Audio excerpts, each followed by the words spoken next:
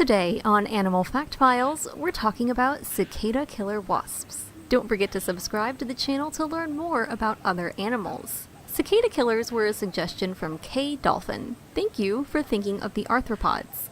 Well, it looks like we're back to talking about wasps again. One of my favorite topics. To be fair though, once again, I've been won over by the interesting details regarding the lives of these wasps. Plus, cicada killers are honestly way more focused on, well, cicadas than on humans or house cats.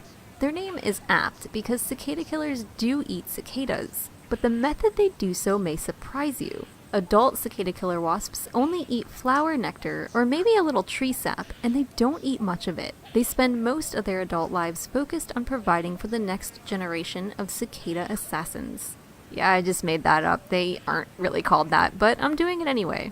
Male cicada killers emerge in the early summer, followed closely by the females. The males will set up territories that they'll defend ruthlessly while searching for that special someone. Once a male and female have mated, the male will die some short time after. But the girls have a lot of work ahead of them. They'll go about building burrows in which they'll be laying their eggs. Once they've dug out an egg-shaped chamber in their tunnels, the females will make a beeline, or should I say, wasp line, to the nearest cicada-covered tree. It was originally believed that cicada killers sought out their quarry via sound, but more research seems to have revealed sight, or at least some other sense, plays a key role, as it's generally female cicadas that are taken. The female cicada killer will quickly sting her target, which paralyzes the cicada rather quickly and ultimately leaves it in a venom-induced coma. Once subdued, the cicada gets a ride via the female cicada killer all the way back to her burrow. This is not always easy.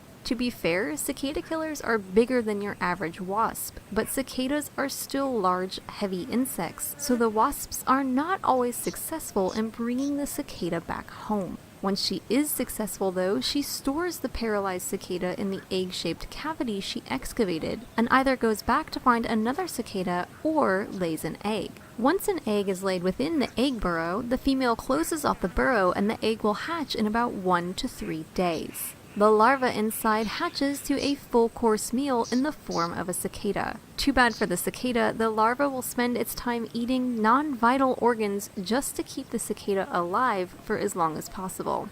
Oh yeah, there's that whole nature being brutal again. Anyway, once the larva has finished up its dinner, it basically constructs itself a silk blanket and takes a nap for about 10 months before emerging next summer and starting the process all over again. I guess that's not a bad trade. The female cicada wasp on average will make 15 of these egg burrows before she succumbs as the cicadas begin to disperse in early September. It's never been observed that cicada killers overwinter as adults, so it's a quick and busy few months of adult life. Cicada killers are found mostly in the United States and east of the Rocky Mountains. As intimidating as they might seem, they're actually pretty docile. They only really investigate humans who enter their territory, but unless they're attacked first, they're not aggressive. Of course, cicada killers do kind of look like hornets with their yellow and black abdomen patterns, so it's understandable that people might have a fear response upon seeing one. It's usually best to give any wasp or wasp-like creature their distance anyway, just to be on the safe side. For more facts on cicada killers, check out the links in the description. Do the homicidal tactics of these arthropods freak you out? Tell us about it in the comments. Give a thumbs up for wasps, and thanks for watching Animal Fact Files.